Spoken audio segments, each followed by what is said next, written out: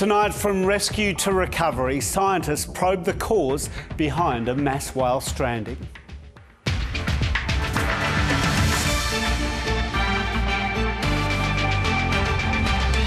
Also tonight, a new government pay offer, but is it enough to avoid a teachers' strike?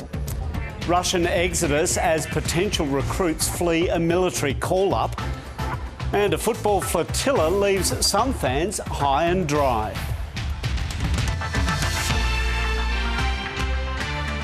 Good evening, Guy Stainer with ABC News. Wildlife authorities are tracking the progress of survivors from a mass whale stranding on the west coast. The response to the beaching event is now changing gears from a major rescue effort to a clean-up. Part of that task is also trying to shed light on why it happened. More than 100 dead pilot whales lined up on a beach just inside Macquarie Harbour. Adults and juveniles, victims of this week's mass stranding. The sad sight is still an opportunity. 114. These sorts of animals are living out in the open ocean, so stranding events are really tragic, but they also give us an opportunity to get a really close look at these animals. Scientists measure the carcasses and take samples. They did the same thing after the 2020 mass whale stranding nearby. It could provide answers. These sorts of specimens were taken then as well. So this allows us to look at how these different pods may be structured in similar or different ways, and even if they may or may not be related. Volunteers spent the day refloating the remaining survivors, including some that returned after being rescued yesterday. For the numbers that were originally stranded and washed up onto the beach, our response and our effort has been a pretty successful result.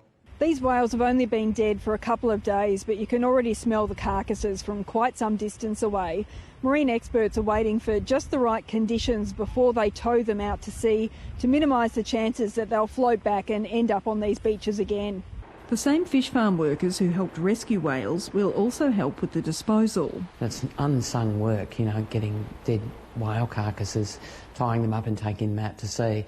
So we're extremely lucky to have them. That work is likely to start on Sunday. And Laura Beavis joins us now live from Strahan. Laura, it seemed the rescue effort was mostly over, but apparently there's some breaking news. Well, yes, Guy, we've learned that some of those whales that were rescued on yesterday and restranded overnight have actually landed themselves up in some difficult to access positions. So not all of them were refloated today, and first task tomorrow will be for the marine rescue team to get out to them and get them back into the water. But overall, there's a sense that this operation is reaching a successful conclusion. There's a sense of satisfaction from the rescuers, and in the town, relief that it's almost over, especially after the drawn-out effort that happened in 2020. There's also happiness in the town and amongst the community that there's been more communication with them from Parks and Tas NRE this time round. In fact, a community meeting was held tonight to answer any questions the community had. So overall, it's a pretty positive feeling in Strahan tonight. So, Laura, what happens next and how long will this next phase take?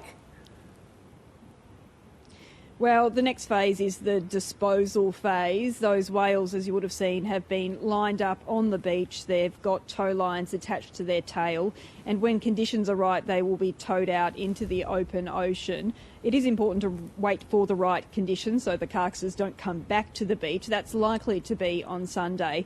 And that operation, it's not very glamorous, but it is very important for the community here. Strahan, after all, is a tourist town, and school holidays are starting soon. And access to the beach for tourists is important, and access to a beach that isn't littered with whale carcasses, which if anyone's ever been near one, they smell pretty bad. That's also very important for the town and for the visitors who'll be coming here soon. Laura Beavis in Strahan, thank you.